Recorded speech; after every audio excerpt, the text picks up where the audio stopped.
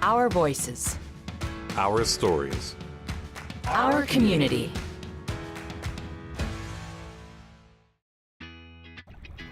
Set on the stunning shores of Kootenay Lake in the heart of the Selkirk Mountains of British Columbia lies the city of Nelson. This tranquil yet vibrant city of 10,000 is a mecca for the adventure seeker and the perfect spot for this edition of our community, Kootenay Project Adventure. Project Adventure is really great. To get the kids together is the most important thing. Teacher of students with visual impairments and organizer Galen Williams.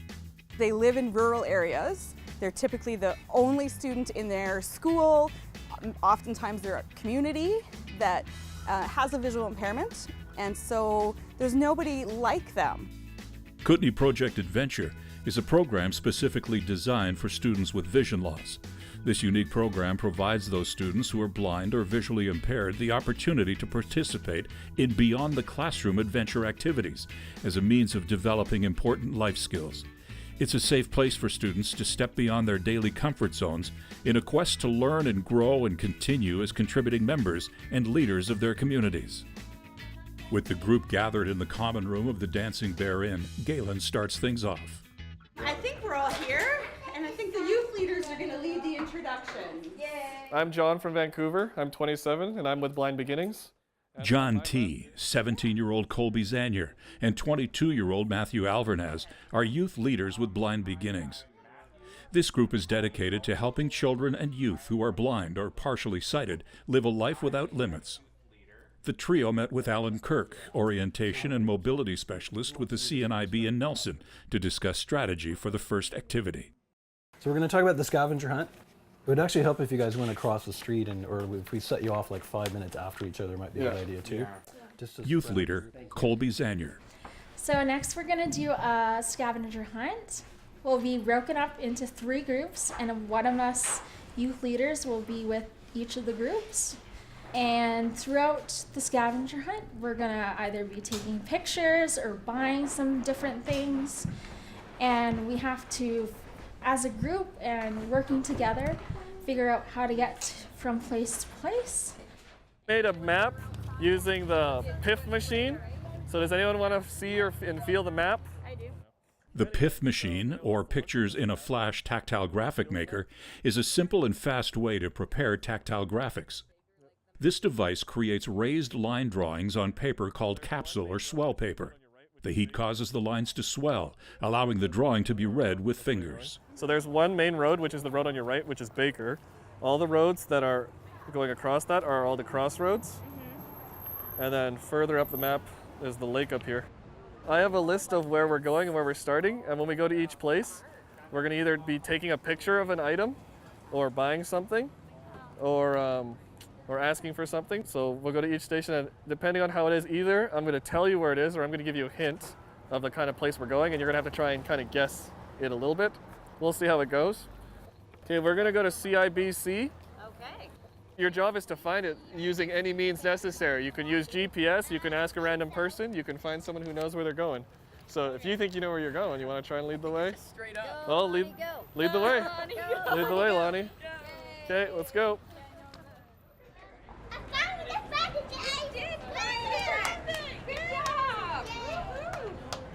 Okay, so what's outside of here that'd be cool to take a picture of? I know. Oh, the statue! Yeah. Awesome. So we gotta take a picture of the statue, and we're gonna send the picture to Alan. So does everyone get in the picture? To prove they found the bank, the foursome gather around a metal sculpture of a colt. Say Project Adventure. Project Adventure. So the next place, we're gonna go try and find a candy shop. During the scavenger hunt, I was just trying to get the youth to try different ways of locating different places. There's different means like technology to actually GPS locate a place, or if you know the street address, try to figure out how the number system works. Then you can think of different ways to get to where you want to go. As the group continues down Baker Street, vision teacher Carrie Barkley gives 11-year-old Nicole a special task. Okay, what's your job at the corner? Oh, yeah. Oh, it's safe. Okay, tell everybody. It's safe. It's safe to go? Yes. This is Nicole's third project adventure, and with her this year, her mom, Faye Cobb. She has no depth perception, and she's quite limited in what she can see in her peripheral vision. What I love about Project Adventure is watching Nicole and the other kids just develop this teamwork and these friendships, and they help each other out. The kids that can see more help the kids that don't see as well, and they just do all this amazing stuff together. Project Adventure is walking. It's called a surprise bag of candy. So who wants to go inside and buy a surprise bag? Nicole, you're gonna go in with Lonnie? Just one bag of candy. One bag. $3 each. Thank you. So we're gonna find Esprit Lingerie. So where are we going, Sam? Go up to the next, or to the closest crosswalk. Okay, so you want to pick a direction? there. Okay, you want to lead the way? Sure. Okay, we're following Samantha, everybody. Let's go, Nicole. It's safe? Okay, let's go. You found this free laundry? Yep. Okay, so Nicole, you want to find, we got to take a picture in front of the mannequin. Say, this is awkward. This is awkward. Veteran Project Adventure participant Samantha Sorensen. We had to take a picture in front of a mannequin wearing lingerie, which was interesting. Okay, and we gotta send that to Alan. He said, nice photo for our last one. We're going to go to Caldwell Bank. If it's near here, I can use my phone again to... Yeah, do you want to try use your phone and see if you can find it? Where is Caldwell Bank in Nelson, BC? This is when the technology can be a challenge. The phone Samantha is using doesn't recognize what she's asking, so they tried a different approach. I have a street number. Okay. It is 593 Baker Street. Okay, so do you guys know how to use addresses to find places? I do. You want to explain how do we do that? So like on one side of the street it will be odd numbers and on the other side it will be even numbers. Okay. So 5 is an odd number. So do you want to figure out what side of the street we're on first? Do you see an address, Nicole, for the store? Do you know where to look for those? No. Let's go find a doorway and I'll show you. 502 is the beginning of this block because it's the beginning of the 500 block. Before we go all the way across the street to find it, what's another way you can figure out which direction the numbers are going? We can stay on this side and you can walk to the next door and see what number that is. And maybe it'll tell you which way the numbers are going if you want to try and find it. 540, so are we going the right way? Yes. We need to find 593. Right. Okay. Yes, we have to cross the road and then go that way. All right, so then lead the way, Lonnie. We have to go to a crosswalk. Yeah, we'll lead the way to the crosswalk and which way we're going. This isn't actually a bank. This is a real estate agency. Do you know what a real estate agency is, Nicole? No. Do you guys know what real estate is? They sell houses, Nicole. Oh. Do you want to go inside with Lonnie and Sam and ask them if you can have if they can give you a flyer so you can look at houses? Yes. Okay. Got it. All right, Lonnie and Sam will go with you. Okay. Okay, you can go inside. All right. The next place we're gonna go, Otter Books. Oh, that's back there. Yeah, you know exactly where it Back is? there on the curb right before CIBC. Okay, you want to lead the way? I found it. Okay, Nicole, you have to find a book called People of Nelson Oh. and take a picture. Excuse me. Do you guys have a book called The People of Nelson? We do. It's called Humans of Nelson, and it's right behind you on the shelf. Thank you so much. Here it is. You want to hold it with me, Nicole? Yeah. Ready, say, Humans of Nelson. Humans of Nelson. We did it. We did it. With the final task complete, it's back to the Dancing Bear Inn to prepare for day 2 and a trip to the Four Nations Coalition of Indigenous Medicines. When I first heard about blind archery tag, I thought it was nuts. Yeah, Matt, you got this. Yes, you got it. We'll be right back. Our community will return after the break.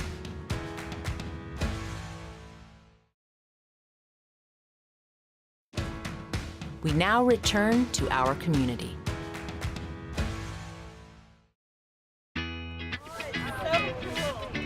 Welcome back to our community, Kootenai Project Adventure.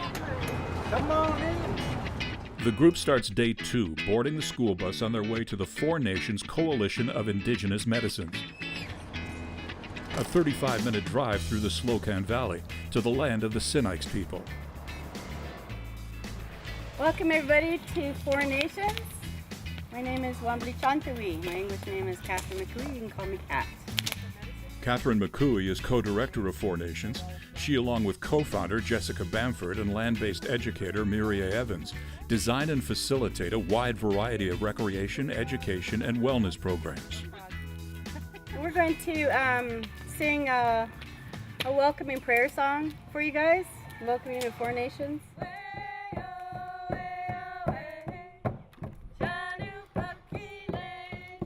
Joining Project Adventure today are another group of students, youth from the homeschool program Earth Culture Club. Thank you for this opportunity to work together, to love each other, and thank you for the sacred land and water. Following the blessings and introductions, How you doing? it's on with the day's activities. So you're going to put your string in there. Mireille Evans, Little Froggy, or Frog as she's often referred to, is a land-based educator and primitive bush skills expert with the Four Nations Coalition. She'll be teaching this group a thing or two about archery, starting with the not-so-easy first step of attaching the string to the bow. You're going to take the loop and you're going to put it over top of your bow. If you feel on your bow, you're going to feel there's a little bit of a notch on the very top of your bow. So you're going to put your string in there. With some coaxing, everyone is able to slip the string into the notch at the opposite end of the bow. So the string is now taut. We're going to try and be totally blind with this one. So we're going to be using our ears. While you guys are putting your blindfolds on, I'm going to pass out these arrows. On one end, you're going to feel, it's actually a really large foam tip. The little notch that's on the back of your arrow is going to click right onto your string. And I'm going to make some noise. So you're going to pull back on your string, and it's going to come all the way about to your lips almost. I'll get my mask on. Okay, so you can pull back now, and I'm going to make some noise. I'm going to walk in front of you, and you can try and hit me. I'm walking in front of you, so you pull back on your bow. Good one. Go for him. And so pull back. Yeah, good. You almost got me, Violet. Yeah, Matt, you got this. Yes, you got me. You got it in the leg. Shoot again. Yeah. Nice. Good job. Meanwhile, at the Spiderweb, co-director Catherine McCooey addresses those assembled for activity number 2. Everybody can close their eyes and then play the game that way. You're allowed to touch the webbing, the rope, to see where the segments are. And Colby, if you'd be kind enough to instruct us all how to navigate this game with no sight. Keep your eyes closed as you walk to the net. You might want to have your hands out in front of you just in case you walk into something. Touching the tree on the right side of the web over here. I've got, I think, the tree on the left side. I got a tree. And just kind of feel the shape of the whole net. Oh, okay. It feels like a hand. Here's the well. Middle web. You go up a path through the forest and you come upon this space where there's 2 trees, maybe 15 feet apart. So roughly 3 meters apart. And then strung in between those 2 trees is a very fine rope. And it's strung in such a way to depict a spider web. We play the Web of Life initiative there. So the kids learn about Iktomi Luthawi, which is grandmother red spider woman. And she's a creator. She's also a trickster. But she weaves our reality together. If we want an alternative reality, say we want a new relationship or improve an old relationship, or we want to set a goal, we call an Iktomi to help us weave that into manifestation. People on the gone through the net, can you say who you are? It's Alan over here by the tree on the right side. Elias. You're right. Audra. Jasmine. Bree. Right, and who's over here?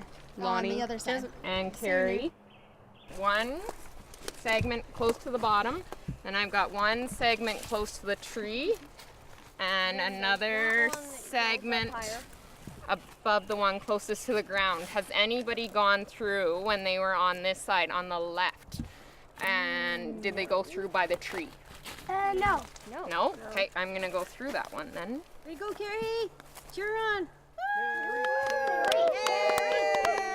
Okay, I'm through. Okay. Now it was time to get Colby's guide dog Richard through the spider web. He's crazy. Oh my God. Good job. Richard's through. Yay! And now Colby's gonna come through. Hi, buddy. We're gonna. Richard's cheering Colby on. Good luck. Good job. Awesome. And we got one more. Close your eyes, my guys. Close your eyes. And shoot again. Yeah. Nice. Good job. Learning how to use a bow and arrow and negotiating the spider web can work up an appetite. Tree bark, anyone? Ponderosa pine. It only grows in really quite dry or arid areas. So the way the Sinaiaks made flour for their bannock was they would remove the outer bark of the ponderosa and they would peel off the inner bark and they'd dry it and pound it into flour. On to the gathering teepee with fire blazing and bannock ready for cooking. Okay, then we'll have a stick, so like a wiener stick for roasting hot dogs, that kind of big width of stick. You take your bannock dough with chocolate chips in there and or raisins. You flatten it out again, and then you take your little pancake, your elongated pancake, and squish it onto the stick. Around the stick? Around the stick. You're going to squish it and then pull it towards the end. And put your bannock maybe about a hand's width from the coals. But you keep rotating it so it keeps baking all around. After the final bannock is cooked to a golden brown, Project Adventure says goodbye to Four Nations and regroups on the western shores of Kootenay Lake for some barbecued hamburgers, games, and a little social time. Next, Project Adventure goes rock climbing. Stay with us. Our community will return after the break.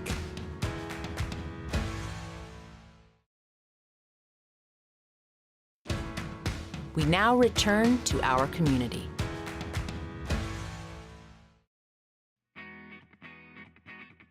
Welcome back. This portion of Project Adventure was originally to be outdoor rock climbing. The weather didn't cooperate, however, so the Cube Climbing Center at Selkirk College graciously opened their doors at the last minute. So Bob and I are going to do a quick demonstration on the basic protocol that we have when we go climbing. Professional ski and rock climbing guides Connor Hurley and Bob Sawyer are also donating their time. Normally they'd be taking visitors from around the world on amazing Kootenay adventures, but today, with these students, they're on an adventure all their own. I'm going to try doing it with my eyes closed so I can kind of relate to you. I know it's not the same thing, but... So I've closed the carabiner and I've clipped it to my harness, and now I can pull on the climbing strand with my left hand, and I can pull on the brake strand with my right hand of the rope and feed it through the device. And I'll pull up that slack until I feel Bob on the other end. Hey Bob, is that you? That's me. Harness is good. Gregory, it's good. I think we're ready to go. Yeah, carabiner's locked. Okay. You heard Bob. He checked my harness. And Bob and I will check your harnesses. But that's the communication we want to have between the climber and the belayer, where we verify that all the systems are installed properly on our persons before we start climbing. Knowing that I was going to be working with a group of visually impaired people, there was a fair bit of head scratching. You know, I was like, geez, you know, it's so easy to show people how to tie a figure eight and be like, okay, hey, do you see this? But then I was like, holy cow, like, I kind of was tying figure eights. That's the knot we use to tie in when we're climbing with my eyes closed. And I was sitting there doing it. And then I was like, okay, well, I've got to explain how to do this. And it was really neat. Those of us that want to start dangling on ropes, we'll get you guys all set up with harnesses over here. We've got 3 bins over to my left. See, how's that feel? That's not going to come off you? I don't think so. Okay, good. You're in. So everybody's got a harness on. Now we need to find some shoes. Okay, 7, 8.5, a 9. As a sports enthusiast and member of the blind hockey team, the Vancouver Eclipse, youth leader John T. has never let vision loss hold him back. Rock climbing blind People think that it's harder than it actually is. It's kind of just the same way as everyone else would. You just spend more time feeling if you're not being told where to put your hands and feet. It can be a bit more of a workout and a challenge. Stand up. So get your weight on your feet. Yeah, that's it. Oh, this is exciting. Although veteran adventurer Samantha Sorensen has optic nerve hypoplasia, resulting in significant vision loss, this has never stopped her from simply trying. It makes me feel like really excited to know that I did it, that I like beat the fear I had of rock climbing, because a few years ago I hit my head rock climbing. So it made me feel very like excited and like made me feel like I conquered something, like I did it and like I'm proud of it. Proud as well is 5-year-old Saxon's mom, Jillian McDonnell. That was very brave, wasn't it? Yeah. Does that make you want to try to climb up a little bit higher? No. No, you just like to help your friends and support them? Yeah. That's awesome, Nicole. You did so good. It makes me want to have happy tears. You what makes you want to cry happy tears? But I'm not. But you're not. An impressive first climb for this 5-year-old. Saxon was born with a condition called optic nerve hypoplasia. It is actually considered a neurological condition. There is a lot of brain abnormalities that are often associated with it. Saxon, he's coming. You later. All the way back. Well, for us living in a rural community, it is really valuable to be able to connect with other families with similar conditions so he doesn't feel so alone. That was awesome. What did you think of your climbing today? There's just so much that KPA does that people don't really realize that is like a huge and impactful experience.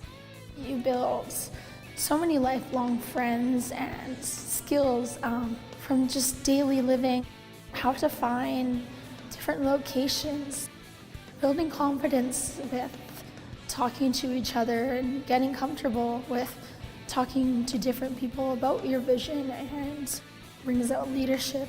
It's really great. My hope is that the kids and the parents go home with a positive attitude, that they feel like, oh, I can do things for myself. I had parents thank me and say, wow, this really changed my child's life. I want to say thank you to all the volunteers. Brave parents that came along. And thank you for all the kids that came along and made it fun too. Bus crew, Cranbrook, Creston. We are heading out.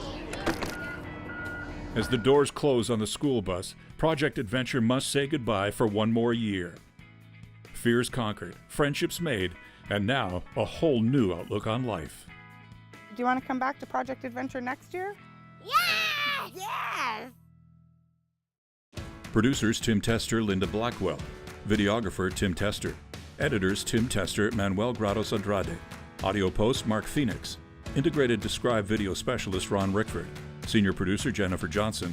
Production supervisor Janice Civitelli. Director production Karen I. Director programming Brian Perdue. Vice President programming and production John Melville. President and CEO David Arrington.